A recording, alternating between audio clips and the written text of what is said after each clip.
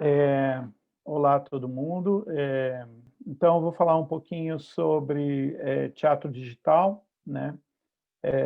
Mas antes eu vou dar um panorama da pesquisa que eu venho fazendo dentro do Grupo Sátiros, que é meu grupo de teatro, sobre teatro e tecnologia, né? A gente começou essa pesquisa há mais de 10 anos, foi em 2009 que a gente começou essa pesquisa. Então, eu vou fazer um pouquinho desse panorama só para vocês entenderem a relação teatro e tecnologia, quais são as implicações disso, né? Como é que a gente pode trabalhar com teatro e tecnologia, por que que é importante trabalhar com teatro e tecnologia hoje em dia, né? Então, em 2009, surgiu uma questão interessante colocada por um amigo, que era se o teatro devia ou não se relacionar com a tecnologia. O mundo está mudando muito do ponto de vista tecnológico, né? A gente está vivendo uma sociedade onde a tecnologia a cada dia muda.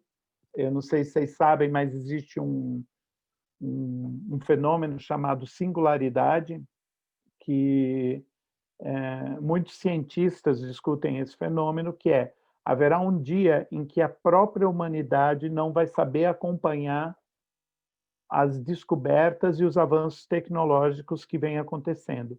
Vai haver como se fosse uma explosão de ciência e tecnologia que nem mesmo a humanidade vai poder controlar o impacto dela sobre o mundo. Então, a questão da tecnologia é uma questão fundamental para o mundo contemporâneo, né? É, e, uh, e tem marcado, inclusive, a própria forma que o capitalismo tem desenvolvido, né? Hoje se fala em capitalismo informacional, né, que é o capitalismo da informação. Algumas das maiores empresas do mundo são empresas que lidam com informação. Quem assistiu o documentário da Netflix, O Dilema das Redes, acho que ali tem um painel bem grande do que é o poder dessas empresas de informação digital, de tecnologia digital. E quando a gente foi desafiado com isso, foi numa conversa que surgiu isso, nós, no Sátiros, pensamos imediatamente: como é que a gente pode fazer isso? Então, como é que a gente pensa a relação de teatro com tecnologia, né? E aí nós começamos a estudar a relação entre teatro e tecnologia, né? Essa relação, ela é muito antiga, ela vem desde a antiguidade, né? Os gregos, os egípcios, os indianos, os japoneses, os chineses, todos eles trabalharam com tecnologia. A tecnologia que existia disponível naquela época para eles. Então, se você analisar, por exemplo, as ágoras, os espaços teatrais, o teatron, né? O espaço teatral grego, eles eram pensados de acordo com a luz do sol na primavera, onde que bate a luz do sol na primavera, porque era quando aconteciam os festivais dionisíacos, o melhor lugar para colocar uma plateia, com melhor visibilidade, o melhor lugar para ser o espaço de atuação dos atores, dos coros, né? Onde haveria uma melhor frequência sonora. Tudo isso era pensado tecnologicamente, né? O Deus Ex Machina, né? Que eram construções cenográficas que usavam da engenharia mais desenvolvida daquele período. Tudo isso era tecnologia.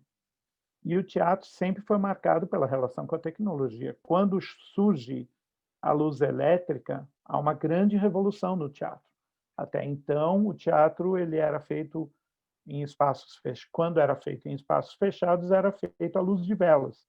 E à luz de velas, você tem uma relação do atuante com a plateia completamente diferente do que vai acontecer depois quando surge a luz elétrica, ou quando surge a sonorização de espetáculos através de meios eletrônicos. Então, todas esses desenvolvimentos tecnológicos, eles vão impactando o teatro de uma forma muito profunda. Só para pegar um caso para vocês, a questão da luz elétrica, ela surge em meados do século XIX, e a partir do momento que ela surge, você começa a dividir palco e plateia. Até então, a luz de velas, ela iluminava tudo, né? Todo o espaço teatral, inclusive a área da plateia. Com a luz elétrica, você recorta a luz do espaço e você começa a iluminar só a área da atuação. A quarta parede, que é digamos assim, um dogma do teatro realista, né? A quarta parede, ela só surge no teatro, depois da luz elétrica. Então, a luz elétrica, ela muda completamente a maneira de fazer teatro, né? E as possibilidades do teatro.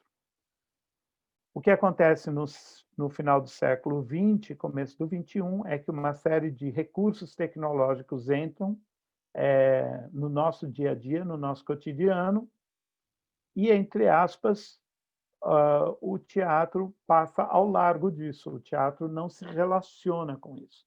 Ele não tem uma relação direta com a tecnologia. E lá em 2009, a gente começou a estudar a questão, essa questão especificamente, e uma outra questão que era a questão ciborgue, né? Então, o que é o ciborgue, né? Ciborgue é um organismo cibernético, ou seja, é um corpo biológico, né? É bios aliado a uma extensão tecnológica. Então, tudo que for corpo mais extensão tecnológica, a gente está falando de ciborgue. Parece uma palavra meio estranha, porque parece um filme de ficção científica bem vagabundo, ou blockbuster americano e tal, mas, na verdade, existem muitos pesquisadores que se debruçam sobre o tema ciborgue na academia também, né? Alguns vão usar outros termos, né? Então, o ciborgue é a condição do ser humano quando ele, sozinho, com seu corpo, ele executa uma série de ações sociais. Mas quando ele tem uma extensão tecnológica, ele amplia as suas ações sociais. Então, a relação desse ser humano com extensões tecnológicas interagindo na sociedade é a nossa condição ciborgue. Bom, tem o Manifesto Ciborgue, da Donna Haraway, bem importante, dos anos 90, que vai ser muito usado pelas feministas, né? É um tema do feminismo. Agora, a questão mesmo é a questão do teatro, né? E aí, o que nós entendemos? Nós entendemos que, naquele momento, um elemento fundamental da condição ciborgue humana era o celular e a internet. Ou seja, nós não conseguimos mais viver socialmente sem o celular e sem a internet. Ou seja, são extensões ciborgues nossas que, de uma forma ou de outra, se relacionam com o mundo e atuam no mundo. A gente performa no mundo através dessas extensões. Então, muitas vezes a gente faz ações que já não usam apenas o nosso corpo, mas precisam dessas extensões ciborgue. E daí, em 2009, nós decidimos fazer uma peça num momento naquela época, a gente não usava tanto a palavra ciborgue, porque a, a gente se preocupou um pouco com o vocabulário. A gente tinha um pouco de receio do que essa palavra ciborgue, como a palavra ciborgue poderia ser lida. A gente usava teatro expandido, né? Mas, na verdade, teatro expandido para os sátiros é teatro ciborgue. E aí, o que aconteceu foi que a gente começou a pensar num espetáculo que usasse dessa tecnologia ciborgue. Tanto dos aparatos como celulares, quanto da internet. E fizemos um espetáculo chamado Hipóteses para o Amor e a Verdade, em que o público e os atuantes deixavam seus celulares ligados. E, durante o espetáculo, o elenco conversava com o público através dos celulares, mandava mensagens de celular. E também alguns atores entravam na internet e entravam em sites e interagiam em sites. E isso foi uma loucura na nossa história, porque foi um momento de quebra em que a gente começou a perceber uma nova dimensão de tempo e espaço, né? Então, a gente tinha o nosso teatro na Praça Roosevelt, e a gente fazia nossa peça lá, e eu vou dar o exemplo de uma cena desse espetáculo, só para vocês entenderem, do ponto de vista do conceito, como é que a coisa funcionava. Um ator interpretava uma personagem que era um homem depressivo. E esse homem depressivo fazia uma ligação do celular dele, ao vivo, através de um microfone, ligava para uma pizzaria. Tudo isso performativamente, ou seja, fazia mesmo, né? Ele ligava para uma pizzaria e, quando ele ligava para a pizzaria, o atendente respondia: boa noite, o que deseja, pizzaria tal, o que deseja. E ele dizia, estava no roteiro, ele dizia: olha, eu não quero pedir pizza,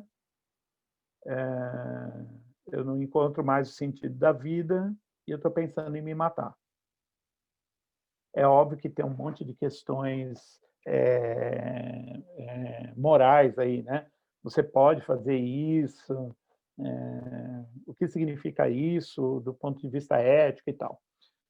Mas, independente disso, vamos falar da cena do ponto de vista conceitual do teatro expandido. Ele fazia essa pergunta e daí a resposta do atendente determinava um pouco o rumo da dramaturgia. Ou seja, se o atendente pegava uma Bíblia e começava a ler um trecho do Evangelho para tentar salvá-lo, ele reagia de uma forma. Se o atendente desligava o telefone na cara dele, ele reagia de outra forma. Se o atendente dizia: olha, eu tenho o telefone do CVV, eu posso te passar, ele reagia de outra forma. E, assim, esse atendente de pizzaria anônimo, desconhecido, que a gente chamava de atuante involuntário, porque ele não sabia que estava atuando num espetáculo, ele tinha uma participação razoavelmente importante no desempenho e no desenvolvimento da personagem executada pelo ator, né? Então, a questão que se colocava ali para a gente então, muito bem, o ator entrava em cena, aproximava o celular dele do microfone, a voz do atendente era sonorizada e, portanto, era projetada e o público podia ouvir o diálogo entre o atuante e aquela voz eletrônica. E a questão que se colocava ali era: quantas pessoas estavam em cena? Bom, do ponto de vista físico, havia apenas uma pessoa. Mas,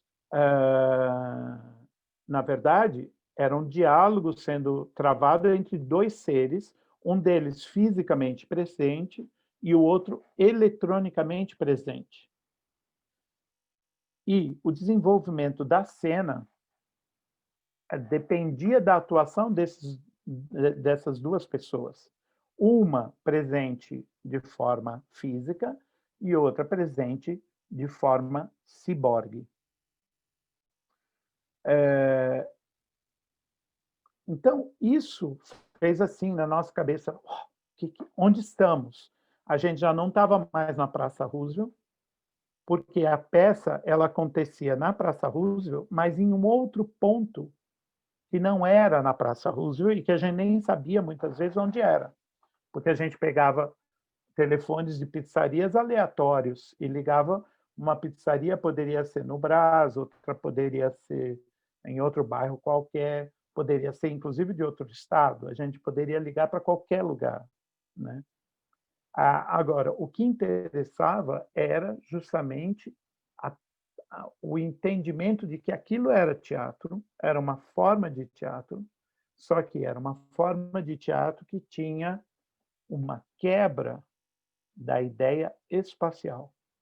Ou seja, o espaço já não era apenas aquela sala pequena da Praça Roosevelt, onde estavam os atores e o público, mas também era o espaço onde estava aquela pessoa fisicamente distante, mas eletronicamente dentro da sala. Isso aconteceu em 2009. E isso foi muito louco, assim, foi um processo bastante importante para nós. A gente fez um filme com esse espetáculo, que foi um filme, inclusive, que teve uma carreira bem legal, foi premiado e tudo na Mostra de Cinema de São Paulo. E logo em seguida a gente começou a fazer outras experiências. E a gente fez outros espetáculos, né? Então, em 2011, a gente fez um espetáculo em que, vou contar uma cena, mas só para vocês poderem imaginar as possibilidades que a gente tem. Nós tínhamos um ator trans, homem, né, homem trans, que entrava em cena e dizia: olha, o meu processo identitário, como identidade de gênero, aconteceu assim, assim, assado. Ele tinha uma vida bastante atribulada, tinha sido preso, ainda com a identidade feminina, e daí na cadeia a sua identidade de gênero transmasculina surgiu, e daí fazia 6 meses que estava fora da cadeia. Então, tudo isso foi relatado ali naquela cena, e aí chegava no fim da cena e ele falava: olha, eu preciso fazer uma cirurgia de readequação de gênero e eu preciso fazer uma retirada das mamas, né, para poder adequar o meu corpo ao meu gênero. E quando ele dizia isso, 2 atrizes do elenco entravam com iPads, e nesses iPads elas punham os dados bancários para doações.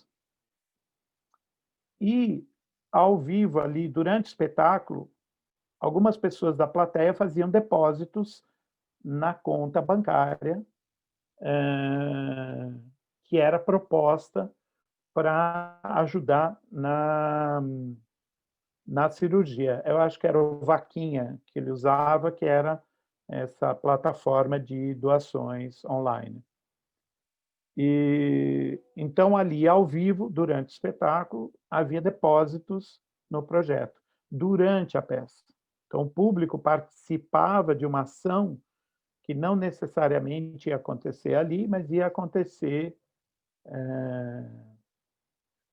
futuramente, né?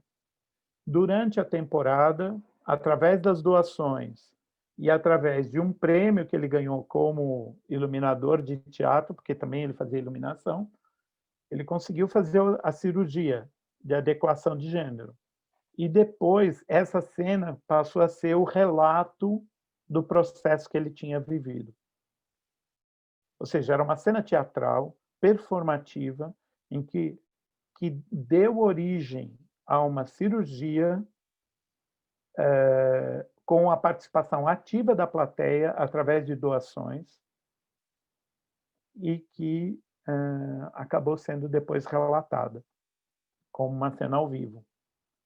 Esse processo altamente performativo também foi altamente ciborgue, porque tanto a plateia participou de forma ciborgue, fazendo doações eletrônicas bancárias, né, para a conta, como ele, atuante, também sofreu uma transformação ciborgue do seu corpo para adequar ao seu gênero, como houve todo o procedimento também de registro disso através de imagens que também faziam parte do espetáculo. Então, isso aconteceu em 2011. Depois, em 2014, a gente fez um projeto que talvez seja o mais grandioso, no sentido de teatro ciborgue, que a gente fez, que se chamava E se fez a Humanidade Ciborgue em 7 dias. Eram 7 peças. Cada peça era sobre um tema ciborgue do mundo contemporâneo. Então, a relação humanidade-natureza, a relação ciborgue com a morte, a relação ciborgue com o amor, a relação ciborgue com o poder. Então, cada dia da semana se apresentava um espetáculo e cada espetáculo abordava uma questão ciborgue diferente. Foi um processo bastante intenso. Num tempo muito curto, a gente tinha muito pouco tempo para executar. Eram 7 peças. E eu vou mostrar algumas coisas para vocês, só para vocês terem ideia do trabalho que foi feito, tá? Era um trabalho que tinha robôs em cena, tinha sites, a gente entrava em sites, tinha também um trabalho com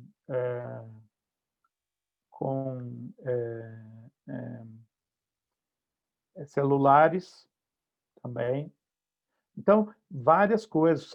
A gente trabalhou e foi uma pesquisa tão louca, mas tão louca, que a gente teve muito pouco tempo e muita coisa ficou de fora dessa pesquisa, porque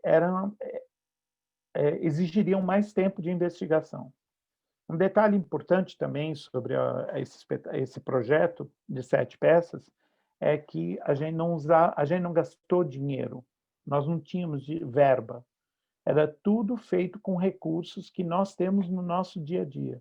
Recursos que todos nós, seres humanos, que vivemos razoavelmente no mundo capitalista, né, conseguimos ter disponíveis. Um celular, um acesso a uma rede de internet.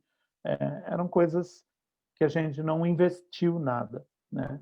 Obviamente, existe gente fazendo pesquisas muito mais profundas, com muito dinheiro e tal, nos grandes centros capitalistas do mundo. Mas, no nosso caso, a gente não tinha dinheiro, a gente era brasileiro. Mas, mesmo assim, a gente fez coisas muito interessantes.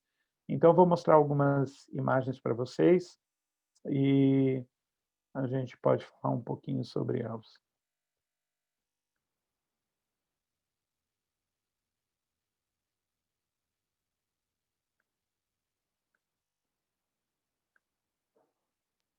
Vocês estão conseguindo ver? Sim. Sim, boa. Então, vamos lá. Eu vou aumentar aqui. Eu vou passar rapidinho, só para vocês terem ideia.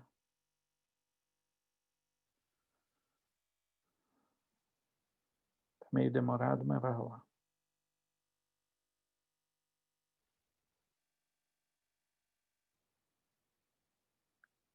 Bom, vamos lá.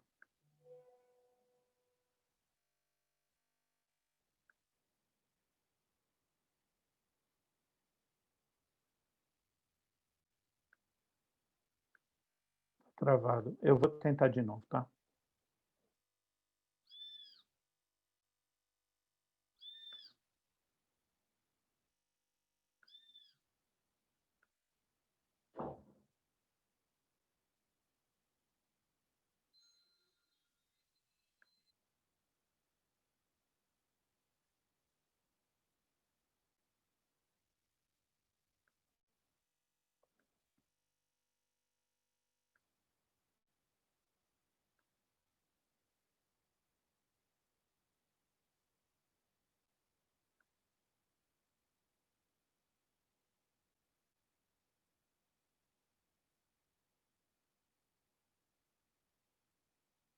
Ele demora um pouquinho, só um segundo, tá?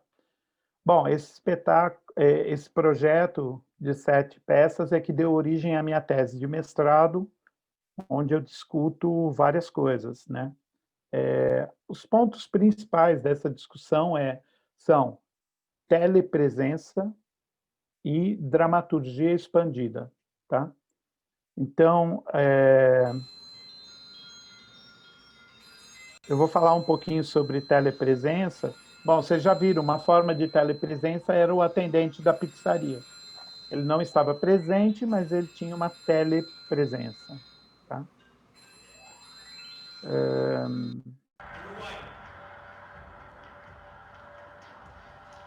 Isso tudo acontecia na nossa sala de teatro, né?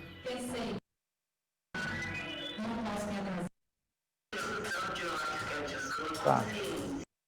Aqui era, ó, é uma cena de uma atriz com esse aqui, um robô, que era comandado por um ator na coxia. Esse espetáculo era sobre a relação da ciência com a natureza.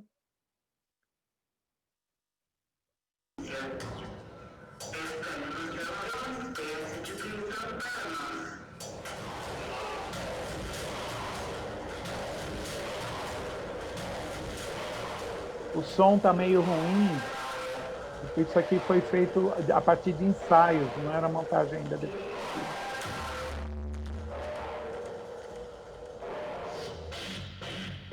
Aqui eram com sensores, era um cenário que dialogava com sensores. E a partir de uma cena do Beckett. Anos desde o dia em que ela me abandonou. Resolveu ir embora. Isso era uma cena com robôs, tá? A gente tinha 2 robôs, cabeças robôs, que eram manipulados pelos atores na coxia. Esse espetáculo é a relação do ser humano com a religião, com Deus. Aqui era um Cristo ciborgue que a gente construiu.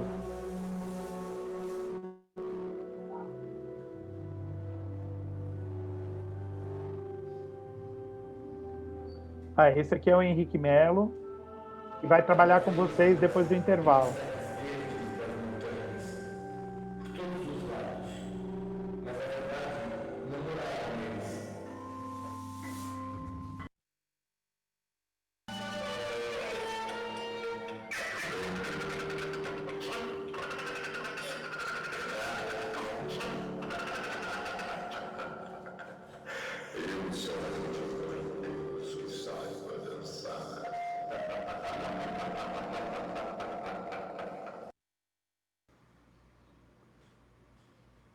Nesse espetáculo ainda tinha uma cena em que um dos atores pediu uma pessoa da plateia para acender uma vela virtual para uma santa da sua devoção num site da internet. A gente acendia ao vivo uma vela num site. Era engraçada essa cena.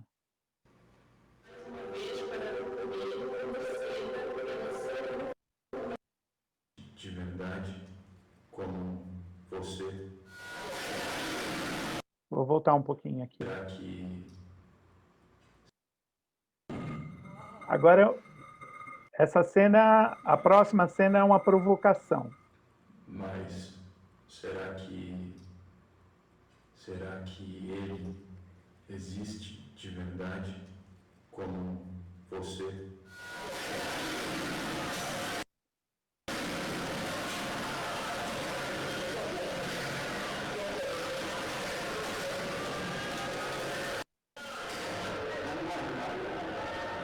Essa peça, os atores não tinham identidade. A gente trabalhava com a questão do black bloc, na época era bem forte. Nenhum ator se identificava, o público não sabia quem era o elenco, e, e era para discutir poder e...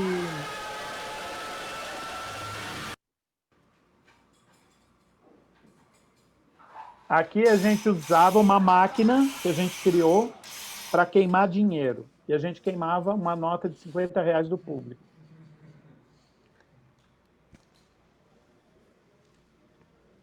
Lógico que isso é proibido, né? A gente podia ser preso.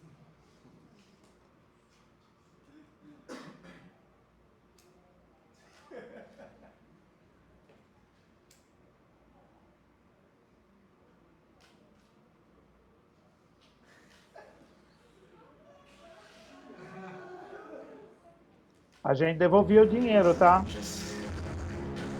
No final do espetáculo, a gente devolvia o dinheiro.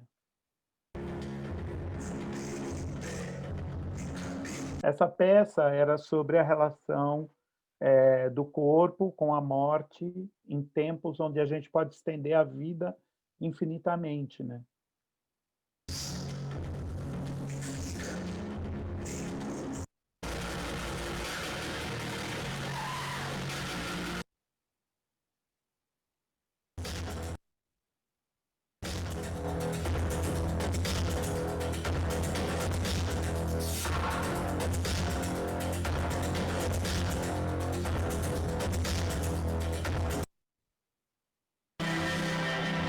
A gente convidava cientistas, médicos, pessoas de várias áreas para escrever textos que eram incluídos no espetáculo. Essa cena aqui era um texto do Drauzio Varela.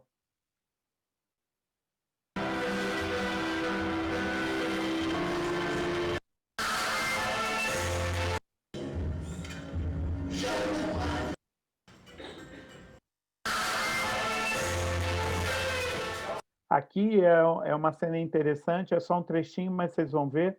É o ator contracenando com ele mesmo, em projeções dele. Isso é uma que a gente chama de telepresença fantasmagórica, porque ele não está telepresente, mas uma fantasmagoria dele está presente.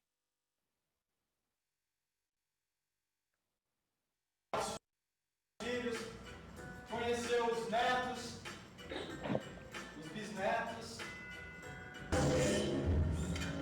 Já não haverá planeta será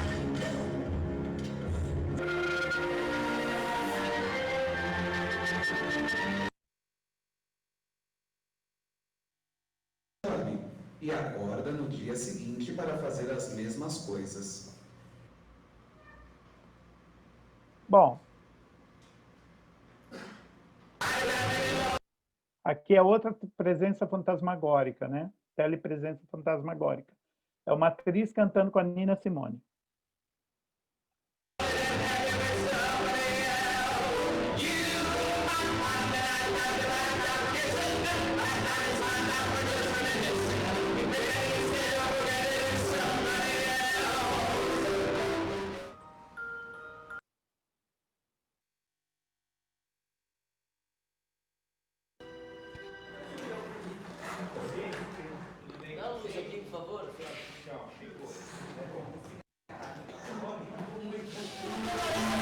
Essa cena aqui anterior, eu vou pôr um pedacinho só para vocês.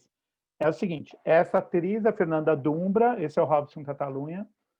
A Fernanda Dumbra, no primeira cena do espetáculo, ela ligava para uma esfirra, para uma empresa de entrega de esfirra, né?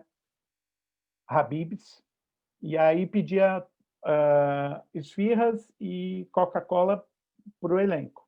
Só que ela era uma mulher solitária, a personagem dela era uma mulher solitária.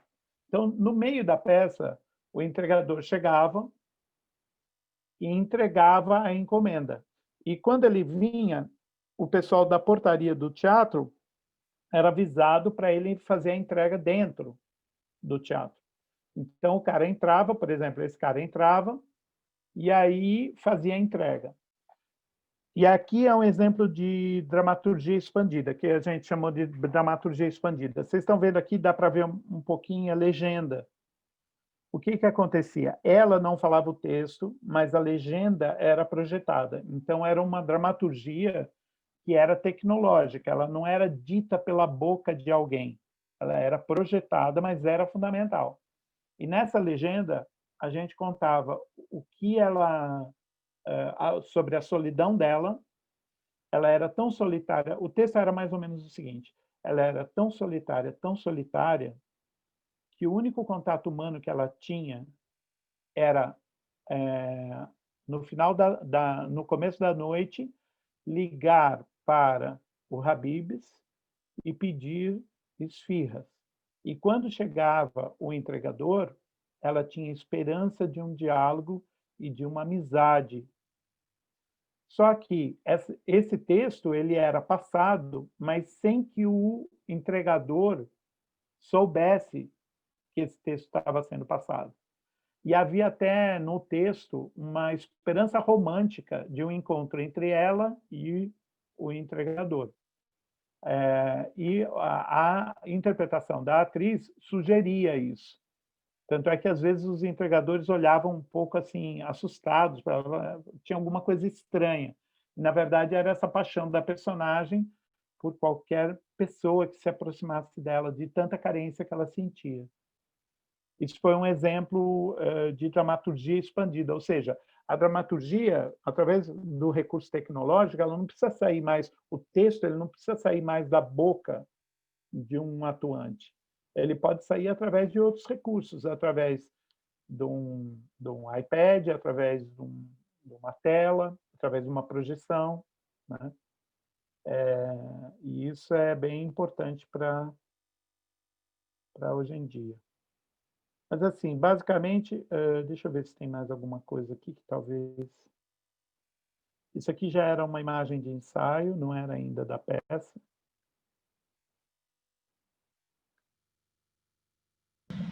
Aqui,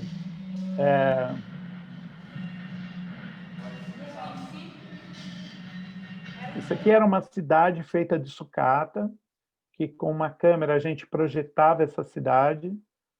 Só que com a mesma porcentagem a cada ano. Atualmente, essa taxa de crescimento é de 1%.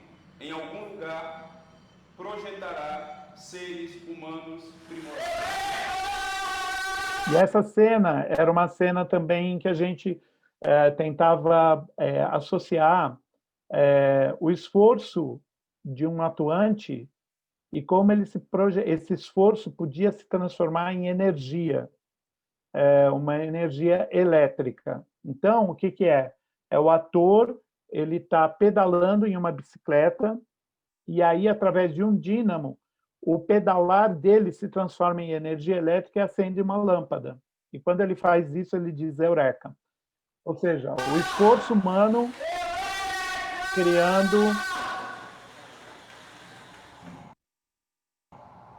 criando energia. Aqui era um aplicativo de celular que tem iPad também, em que você pode ver as estrelas do céu, como o céu é organizado, e aí direcionado pelo teu aparelho, né? Então, o teu aparelho pega o ângulo das estrelas que estão diante dele, né?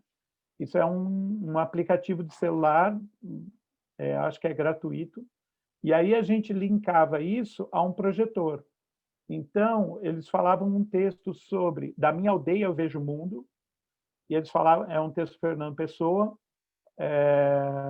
e aí, através do aplicativo, eles projetavam as estrelas do céu no cenário da peça.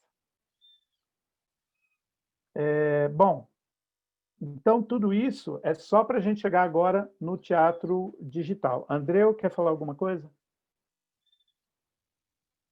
Não, foi sem querer. Ah, tá bom.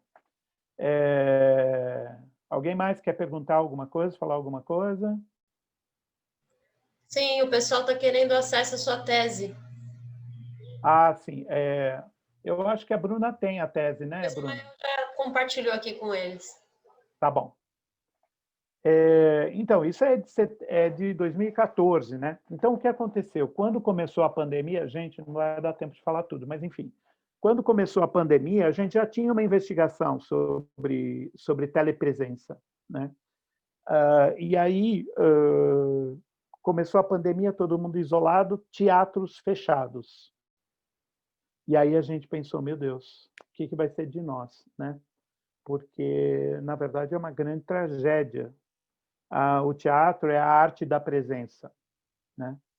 Mas a gente sabia que a gente tinha que resistir, porque a gente não podia se deixar abater por isso. E a gente já tinha uma pesquisa sobre telepresença, né? Então, fecharam-se os teatros, sei lá, no dia 15 de março, no dia 20, o Ivan Cabral, que é outro fundador do Sátiros e é o diretor da AP, da SP Escola de Teatro, falou, vou continuar com o meu monólogo no Instagram. E aí, quando ele colocou o monólogo no Instagram, em cartaz, sextas e sábados,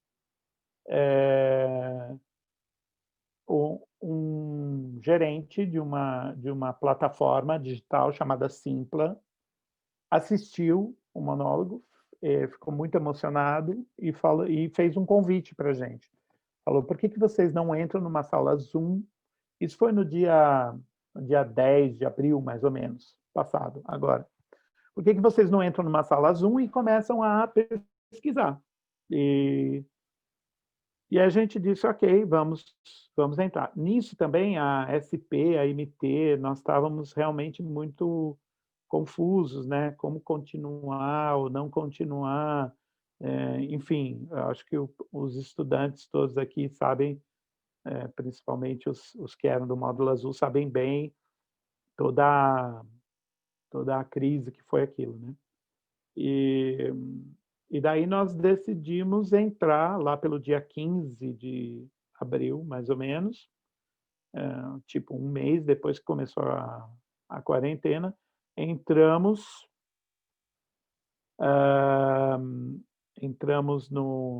na sala Zoom, ninguém sabia mexer no Zoom, então assim, foi bem catastrófico no começo, mas aos poucos a gente foi pegando o jeito, e aí lá pelo dia 8 acho que um mês e meio antes, né? Não, um mês e meio de ensaios, a gente foi descobrindo coisas até o final, como é que compartilha som, como compartilha imagem, quais são os recursos e tudo, e daí a gente estreou a arte de encarar o medo, que já está em cartaz há julho, agosto, setembro, outubro, 4 meses, né? E aí fizemos e no elenco a gente tinha uma atriz sueca. E a gente ficou muito entusiasmado de poder sobreviver, porque a gente estava muito isolado, né? A gente estava com muito medo, né, da pandemia. Aliás, o nome da peça é A Arte de Encarar o Medo, justamente porque a gente estava muito apavorado. E daí a gente tem uma amiga sueca, que é a professora da Universidade de Estocolmo, já deu aula em Mato Grosso, chamada Ulrika Malmgren. E ela disse, nossa, que projeto bacana, deixa eu entrar, eu quero participar. E a gente falou, meu Deus, mas você está em Estocolmo. Ela falou, ué, mas não é telepresença? Então, tanto faz. Se eu estou em Estocolmo ou na esquina da tua casa, o importante é ter uma conexão de internet. E aí ela começou a trazer pessoas de vários países do mundo para assistir. Nós tínhamos vários amigos também fora, e aí artistas e produtores de outros países começaram a se interessar por fazer parte do projeto. E foi aí que a gente fez uma montagem nos Estados Unidos e uma montagem com artistas de 9 países da África e da Europa. E quebrou totalmente a ideia de espaço-tempo. A gente entendeu que na verdade, a pandemia, o que ela proporcionou? Ela proporcionou para a humanidade a percepção do grande avanço tecnológico que a gente está vivendo e de como podemos criar relações e ações completamente novas e inovadoras e diferentes que nós não estávamos habituados a criar. Então, acho que a pandemia tem 1000 aspectos ruins, mas tem um aspecto maravilhoso que estamos podendo agora entender melhor toda a revolução tecnológica que já estamos vivendo há muito tempo, há 10, 15 anos. Né? E esse projeto, por exemplo, eu falo agora para vocês uma coisa concreta. Se eu fosse falar isso 10 anos atrás, ou 5 anos atrás, ou 1 ano atrás, as pessoas poderiam pensar que era uma loucura. Como que vocês conseguiram fazer 3 espetáculos em 10 países diferentes ao mesmo tempo? E teve um dia, que foi dia 26 de setembro agora, passado, que as 3 peças se apresentaram em sequência. E os atores de uma assistiam os outros. Eles iam se assistindo, né? Eu vou mostrar uma cena da montagem, de uma das montagens, só para ver se... Só um minutinho, peraí.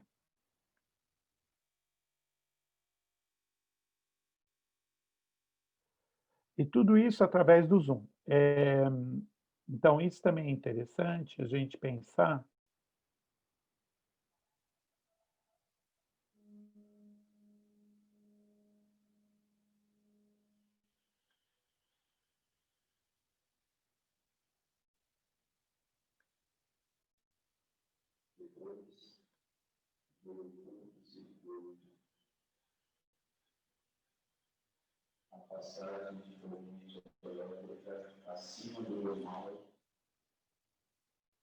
Desculpa, gente, está travando aqui. Só um minutinho.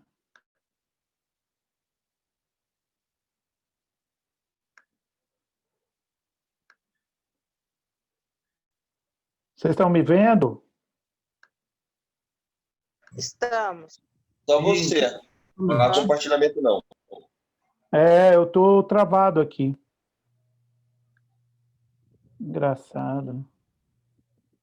Bom, eu vou compartilhar, depois eu vejo.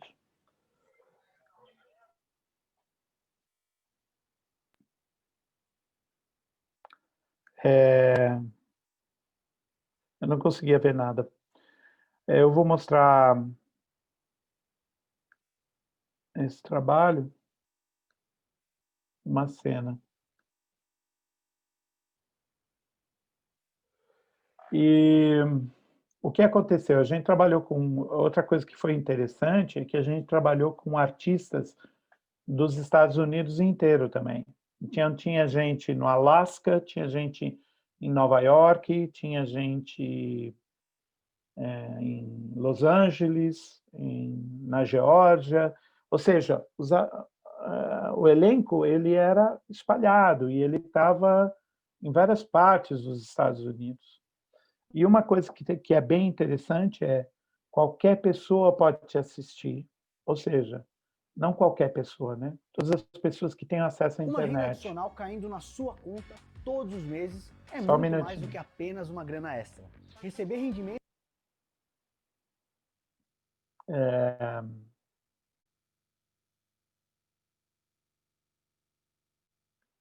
esse aqui era o elenco africano. Essa montagem americana.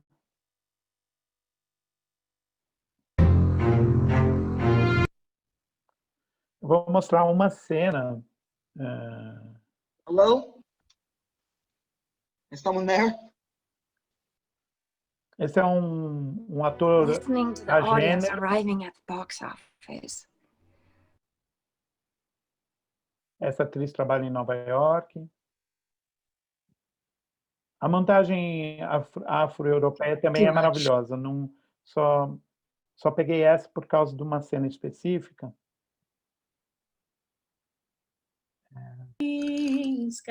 Aqui.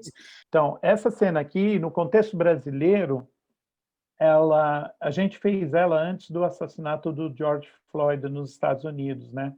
Que deu origem a todas as manifestações de rua e todo o impacto que a morte dele teve nos Estados Unidos, né? Na versão americana, ela teve essa cena, ela se linkou diretamente à questão do George Floyd, né?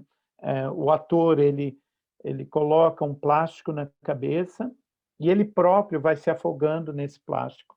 A ideia original era de você se proteger tanto que chega uma hora que você não consegue mais se comunicar. Mas no caso aqui, ele começou, na cena americana, eles usaram o texto do George Floyd, I can't breathe, eu não consigo respirar, help me, que foi o assassinato dele pelos policiais, né? E eles cantam o hino nacional americano negro. Existe um hino nacional americano negro, que é essa música que eles cantam. Eu vou pôr um trechinho só para vocês verem como aquilo que no Brasil significava uma coisa, para eles significou outra. Our new day begun. Let us march on till victory is won. Lift every voice and sing till earth and heaven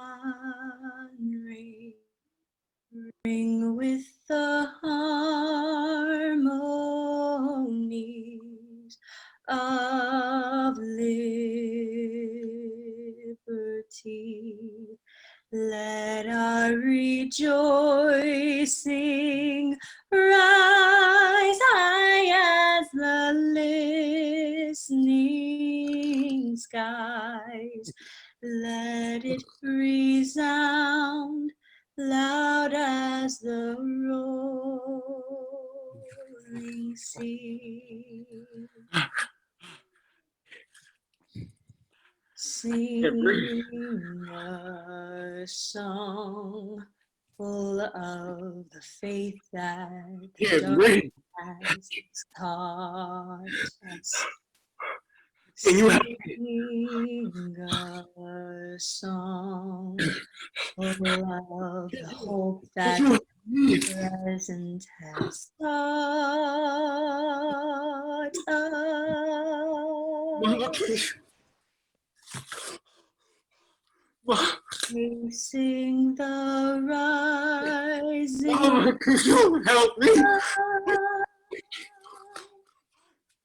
of a new day begun. Let us march on. Mama, can you help me? Till victory is won.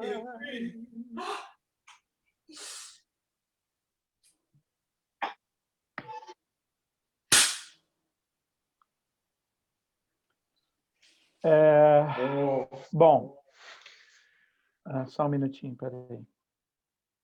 Deixa eu desligar lá. I know we could have done better. I know I could have done better. Don't look at me like that. Só um segundo. Não.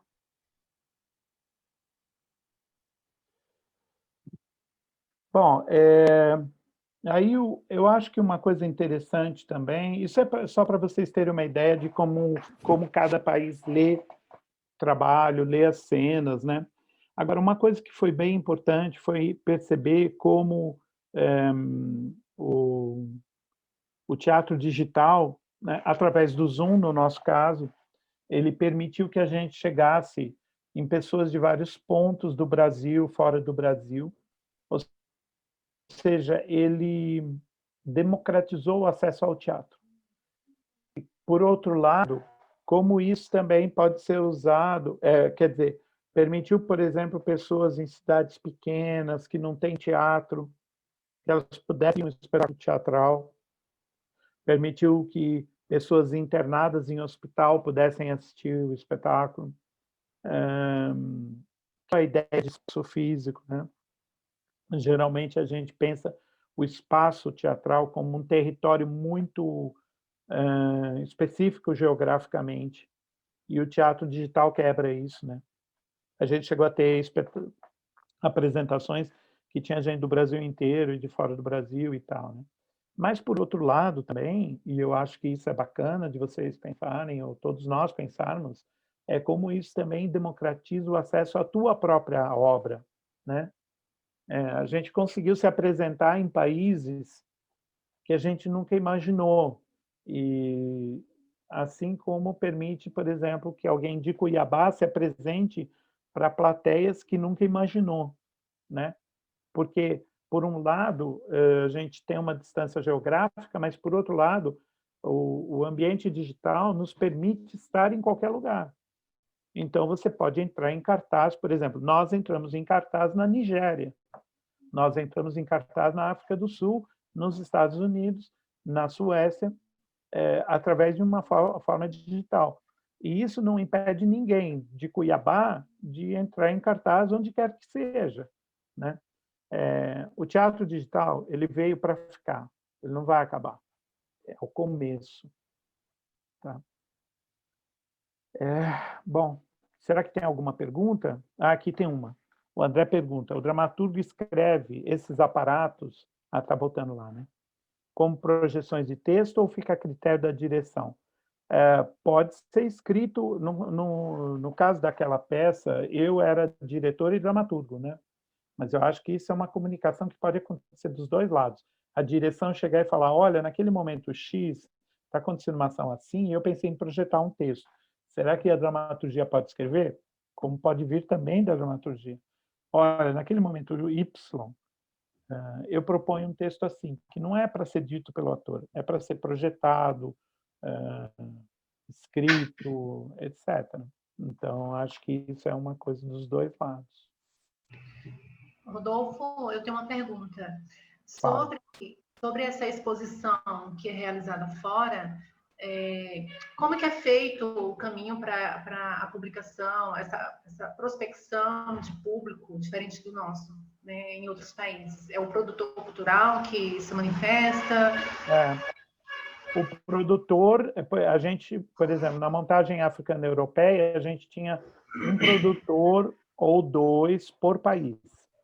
E esses produtores entravam em contato com a imprensa, com os jornais, com as TVs, etc. E aí eram esses jornais, essas TVs que divulgavam o trabalho. Né?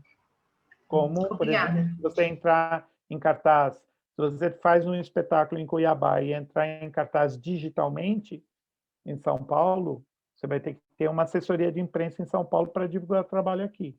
Né? A imprensa, de uma forma geral, ainda não está sabendo lidar com o teatro digital. Eles nem entendem direito o que está acontecendo.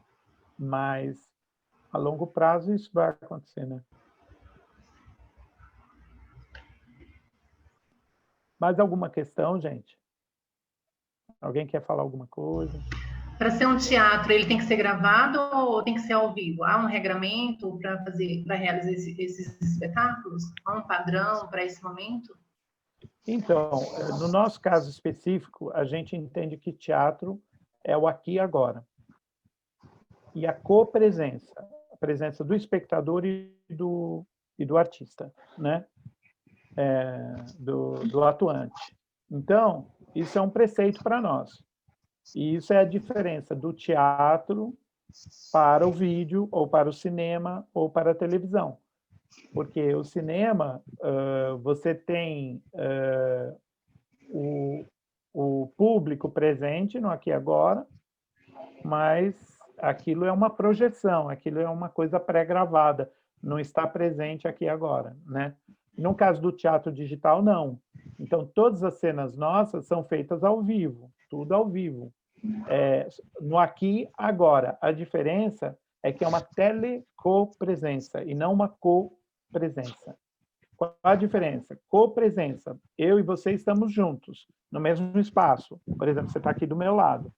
A telecopresença é o Glauber e eu estamos juntos, telecopresentes, através de uma tela. Essa tela é o espaço onde nós dois estamos presentes digitalmente, no aqui e agora. Então, ele pode estar em Cuiabá e eu estou em São Paulo, mas nós estamos telecopresentes um para o outro. Tá? Obrigada, Rodolfo. Era isso que eu tinha dúvida. Ok, Glauber. Rodolfo, pode falar um pouquinho? Sim. Eu queria questionar uma coisa, Rodolfo, que é assim, um viés de uma coisa de dois lados, assim, né? Né, que é muito interessante a adequação e a pesquisa. Tá me ouvindo? Estou. Está um pouco de barulho, mas estou. A adequação e a pesquisa, né, coisas que vocês já vinham trazendo desde 2009 e tal, cabe muito com o que a gente está vivendo agora. Mas, por outro lado, não seria uma quebra do humanismo? Não seria uma quebra daquilo que...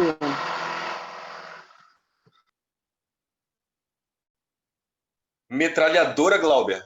Eu não tenho um vizinho fazendo reforma aqui. Fazendo reforma. Mas o que eu diria é o seguinte, assim, por outro lado, não seria uma forma de contribuir com a quebra do humanismo, que esse distanciamento do ser humano. Eu lembro que no exercício passado vocês mandaram um texto da Folha de São Paulo com as visões de vários filósofos e filósofas, né, diferentes, discrepantes sobre a questão da pandemia. E eu li e achei aquilo fantástico, assim, achei aquilo genial, assim, uma coisa muito bacana, né, tanto da Folha quanto de vocês. E não fica parecendo também, às vezes, que a adequação ou a tentativa de adequação não é uma negação da utilidade da arte, do humanismo? Eu vou citar uma pesquisa que saiu hoje na Folha de São Paulo.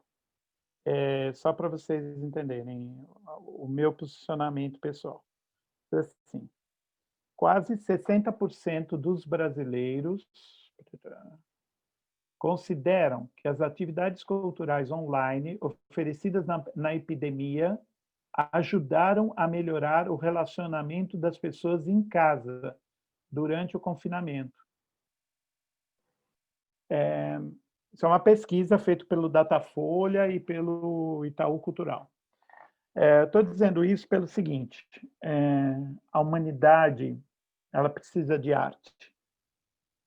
Ela precisa estar com o outro. Nós precisamos estar juntos, né? Nós estamos acostumados a estar juntos fisicamente. Mas essa pandemia nos isolou. Então, se existe uma outra forma de estar junto, e essa forma é tecnológica, por que não? E por que isso não é humano, sabe? E eu costumo dizer que a coisa mais humana que existe neste planeta é um robô. Porque só a humanidade poderia fazer um robô. Os outros animais, as plantas, ninguém faria um robô. Então, o robô é a expressão máxima da humanidade. O que eu acho é que a gente tem que entender como transformar em mais humanos os aparatos tecnológicos, ou trazer mais humanidade. E eles podem trazer mais humanidade, mas eles também podem trazer mais opressão. Isso depende da maneira como eles são usados. E sempre foi assim, né? E aí é que está o grande erro trágico da humanidade. É de você usar o desenvolvimento tecnológico que você foi capaz de criar em prejuízo da humanidade, né? Mas no caso específico do teatro digital, eu acho que ele traz para o bem, sabe? É isso. Bom,